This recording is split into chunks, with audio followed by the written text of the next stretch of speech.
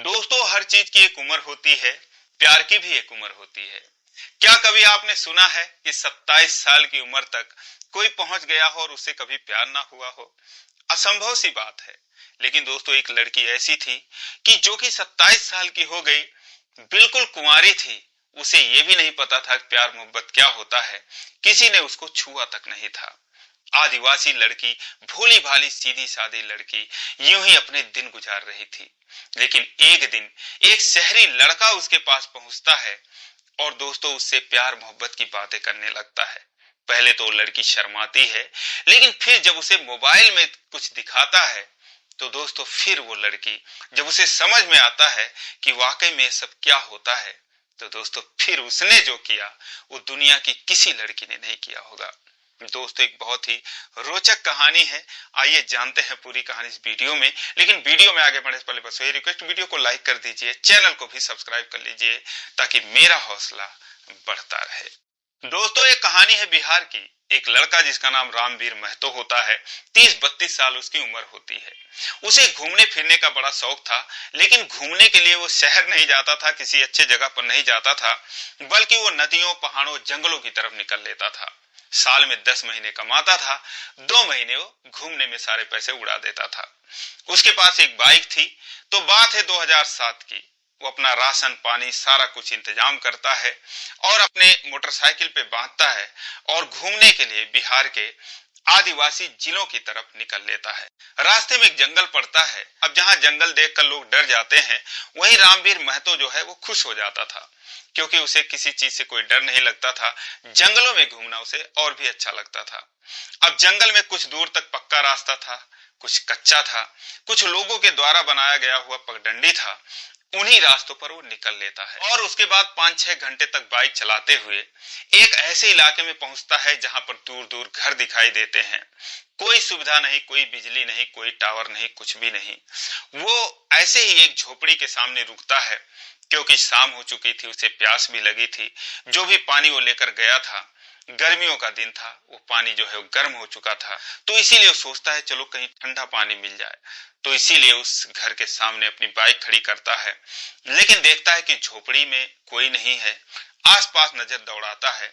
कुछ बकरियां, मुर्गियां और एक गाय बंधी थी, बाकी कोई नहीं था। लेकिन कुछ देर बाद एक लड़की उसे आती हुई दिखाई देती है, जो कि जंगल की तरफ से सर पे मटका रखे हुए नदी से पानी लेकर आ रही थी। वो उसे देखता है। सांवली सी लड़की, बहुत ही खूबसूरत, कसा हुआ बदन उसका, और बहुत ही कम कपड़ों में। वो उसे जब देखता है तो देखता ही रह जाता है। वो उसके करीब आ जाती है। वो भी उसे हैरानी भरी नजरों से देखती है कि ये कौन है, कौन सा शहरी आदमी है, बाहरी आदमी आज आकर यहाँ पर खड़ा है। क्योंकि अक्सर जो है 2-4 महीनों में कोई ना कोई रास्ता भूलकर उधर आ जाता था। सोचती है ये भी रास्ता भूलकर आ गया होगा और उसके बाद अभी रास्ता पूछने के लिए खड़ा होगा। लेकिन अब रामवीर महतो भी उसको देखता है तो डर जाता है। सोचता है लगता है मैं गलत जगह पर खड़ा हो गया हूँ। ये पता नहीं क्या मेरे बारे में सोचे, इसके घर वाले क्या मेरे बारे में सोचे। लेकिन इससे पहले वो कुछ सोचती, ये कहता है कि थोड़ा पानी मिलेगा क्या पीने के लिए। तो वो जो है हाँ में इशारा कर देती है और उसके बाद मटके से उड़ेल कर उसे पानी पिलाती है। पानी पीने के बाद रामवीर कहता है कि यहाँ पर और कोई नहीं दिख रहा है, कौन रहता है यहाँ पर? वो कहती है मेरा ही घर है। कहता है कि और कौन है? कहती है कोई नहीं है, अम्मा बाबा हैं, शहर में गए हुए हैं कमाने के लिए, 15-20 रोज बाद आ जाएंगे। फिर वो कहता है फिर तुम्हें डर नहीं लगता? वो मन ही मन सोचता है यार, अकेली लड़की, जवान लड़की इस जंगल में अकेले इस घर में कैसे रहती है। वो कहता है कि तुम्हें यहाँ पर डर नहीं लगता? वो कहती है किस बात का डर है? वो कहता है कि अगर कोई आ गया तुम्हारे साथ, कोई शरारत करने लगा, क्या करोगी तुम? कहती है हाँ कोई नहीं आता। 5-6 महीने में कोई आप जैसा आ जाता है रास्ता भूलकर, उसे मैं रास्ता बता देती हूँ, क्योंकि आगे रास्ता बंद है, और आप भी आगे मत जाओ क्योंकि ये रास्ता यहीं तक है। थोड़ा दूर में कुछ एक आध घर है, उसके बाद कोई नहीं है। वो कहता है मैं रास्ता नहीं भूला हूँ, मैं तो घूमने के लिए आया हूँ, मुझे घूमने का शौक है, मैं जंगल घूम रहा हूँ। कहती है ठीक है। उसके बाद फिर वो बैठ जाती है, वो भी बैठ जाता है। फिर वो कहता है कि तुम अकेली हो, अगर तुम्हारे साथ कोई जबरदस्ती करने लगा तो फिर तुम क्या करोगी? कोई जानवर ही आ गया तुम्हारे ऊपर हमला कर दिया, तुम क्या करोगी? तो वो कहती है, अपने कमर से एक खंजर उसने खोस रखा था, निकालती है। उसे देखकर रामवीर डर जाता है। वो कहता है तुम इसी से मार दोगी? कहती है नहीं, मैं किसी को नहीं मारूंगी, बल्कि मैं खुद को मार लूंगी अगर ऐसी कोई बात हुई तो मन ही मन सोचता है चलो ठीक है, कम से कम पुराने जमाने के लोग अभी भी हैं, पुराने सोच वाले अभी भी हैं। तो कहता है कि तुमने कभी प्यार मोहब्बत नहीं किया? कहती है नहीं, ये सब क्या होता है, ये सब बातें बेकार की चीजें हैं, और अब शाम हो रही है, तुम भी चले जाओ क्योंकि रास्ता आगे नहीं है। तो वो कहता है मुझे जाना नहीं है यार, मैं तो रुकने आया हूँ, कहीं रुकने का यहाँ पर जगह है किसी के घर में, मैं उसको 1000 रुपए भी दे दूंगा।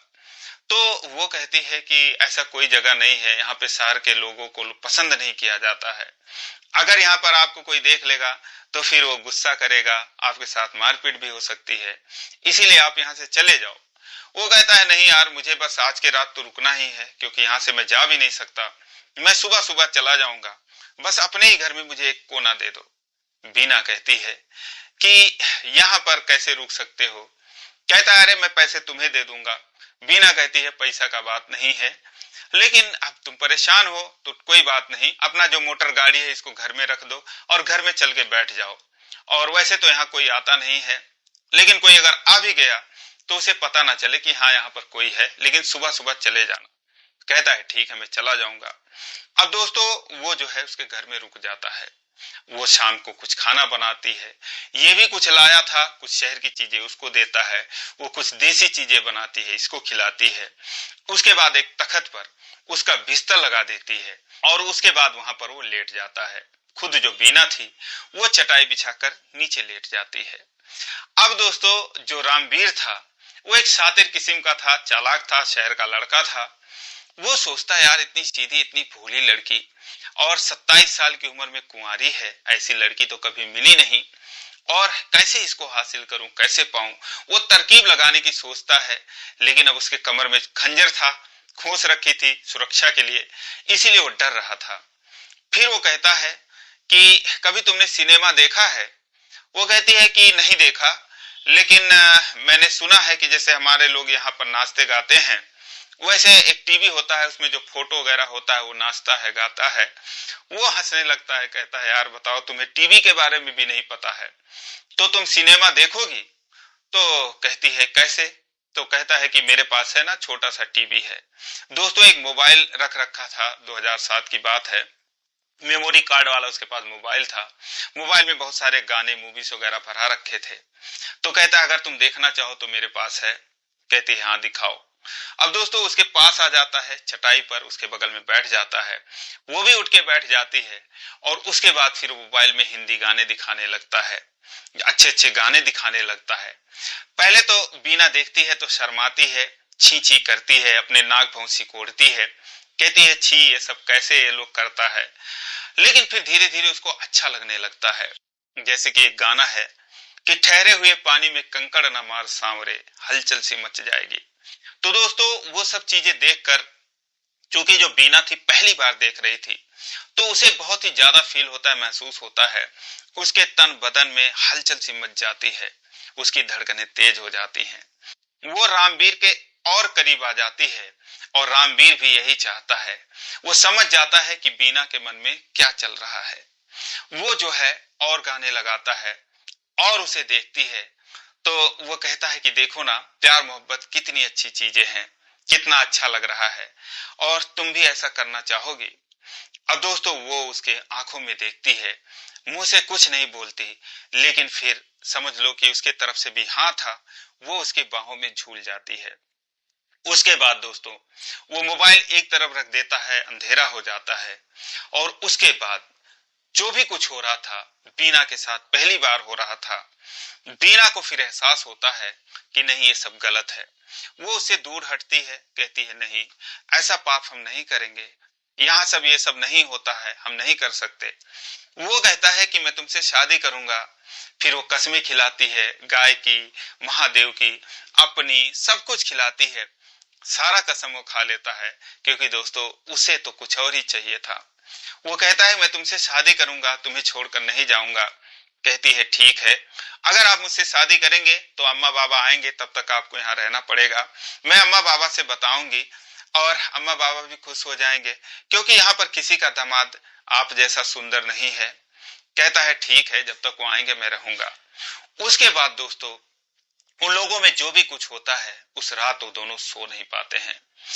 सुबह जब होती है तो बीना बहुत खुश थी, लेकिन उसकी आंखों में आंसू थे।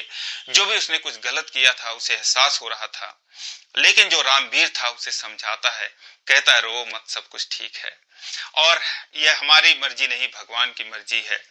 उसके बाद जो है बीना उसके लिए अच्छा सा खाना बनाती है, नाश्ता बनाती है, बार बार उसे गले लगा लेती है और उसके बाद बार बार यही कहती कि अगर तुम मुझे छोड़कर जाओगे, मैं सच कह रही हूं, मैं मर जाऊंगी। वो कहता है मेरा यकीन करो यार, मैं नहीं जाऊंगा। इस तरीके से उनका दिन गुजरता है दोस्तों। फिर रात हो जाती है और उस रात भी वो वहीं रुक जाता है। ऐसे ऐसे 1 हफ्ते 10 दिन बीत जाते हैं। बीना बहुत खुश थी, उसे बेइंतहा प्यार कर रही थी। रामवीर भी खुश था, लेकिन दोस्तों 8-10 दिन में जो कुछ उसे चाहिए था, जितना भी जैसा भी चाहिए था, सब कुछ उसे मिल जाता है। अब उसका मन जो है वो बीना से भर चुका था। वो सोचता है कि इसे छोड़कर मैं अब कैसे भागूं, कैसे इससे पीछा छुड़ाऊं। और एक दिन उसे वो मौका मिल जाता है। एक दिन जो है वो नदी पर पानी भरने के लिए गई थी। ये अपना बाइक जो है, चूंकि जो उसकी बाइक थी उसको उसने छुपा दिया था, घास फूस से ढक दिया था कि कोई आए तो देखे ना, और इत्तेफाक से कोई इतने दिनों में आया भी नहीं था। वो जो है अपनी बाइक वहां से निकालता है और फिर दोस्तों वहां से वो फरार हो जाता है। बीना जो है नदी से खुशी खुशी पानी भर कर आती है, लेकिन जैसे ही आकर देखती है तो उसके पैरों तले जमीन खिसक जाती है। वो दोस्तों धड़ाम से गिरती है। उसके बाद दहाड़े मार मार कर रोने लगती है। इधर उधर वो पागलों की तरह उसे ढूंढने लगती है, उसे बुलाने लगती है, कहाँ गए कहाँ गए। लेकिन दोस्तों उसका कोई अता पता नहीं था। वो धोखेबाज आदमी उसे धोखा देकर भाग चुका था।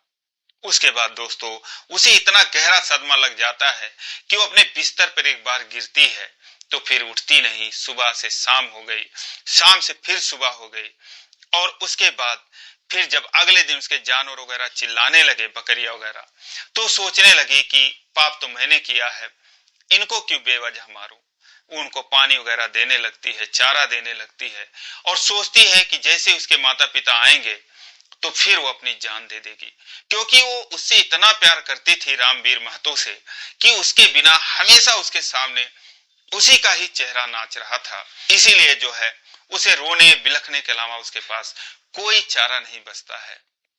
इधर दोस्तों 3-4 दिन बीत जाते हैं। बीना जो है बिना खाए पिए एकदम कमजोर हो जाती है, और एक दिन वो बिस्तर पर गिरती है तो फिर उसमें इतनी ताकत भी नहीं थी कि वो उठ के बैठ सके। और इधर जो रामवीर महतो था दोस्तों अपने घर पहुंच जाता है। लेकिन जब 3-4 दिन बीतते हैं तो वो भी सोचता है कि यार मैंने उस लड़की के साथ ऐसा कुछ किया और उसके बाद मैं चला आया, पता नहीं उसके ऊपर क्या बीत रही होगी, और कहीं जो उस कह रही थी वो ऐसा सच ना हो जाए, उसने कुछ अपने साथ कर ना लिया हो। अगर वो ऐसा कर लेगी तो ऊपर वाला मुझे कभी माफ नहीं करेगा, मैं भी खुद को कभी माफ नहीं करूंगा। अब दोस्तों जितना ही वहां पर तड़प रही थी उतना ही ये उसके लिए बेचैन हो जाता है। उसके बाद कहता नहीं यार गलत बात है ये। जब 6 दिन बीत जाते हैं तो एक दिन वो फिर अपनी बाइक उठाता है और बीना के घर की तरफ चल देता है। दोस्तों 5-6 घंटे 8 घंटे बाद जब वो उसके घर पे पहुंचता है तो दोस्तों उसके घर में से बदबू आ रही थी। वो अंदर जाकर देखता है, अंदर का नजारा देखकर हैरान हो जाता है। जो बकरियां थी, 2 बकरियां रस्सी में बंधे बंधे मर चुकी थी। जो बीना थी वो दोस्तों चटाई पर अंतिम सांस ले रही थी। दोस्तों वो बीना के पास जाता है, बैठता है, आंखों में आंसू लेकर कहता है बीना मैं आ गया हूं।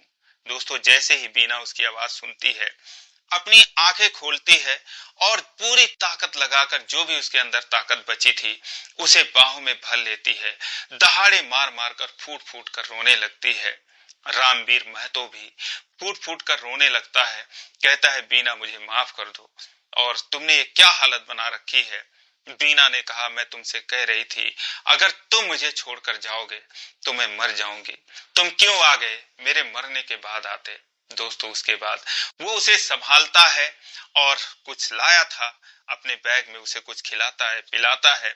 जो बकरियां मर चुकी थी उन्हें मिट्टी देता है और उसके बाद उसे संभालता है और बार बार उससे गले लगाकर रोने लगता है। कहता है बीना अगर तुम्हें कुछ हो जाता मैं खुद को माफ नहीं कर पाता, मुझे माफ कर दो, मैं सच में तुम्हें छोड़कर चला गया था। दोस्तों, उसके एक हफ्ते बाद जो बीना के माता पिता थे वो शहर से आते हैं और उसके बाद वो रामवीर को देखते हैं।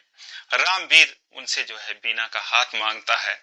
वो लोग जो है बीना से पूछते हैं, बीना भी कहती है हाँ बाबा, और दोस्तों उसके बाद वो उन दोनों की शादी करा देते हैं।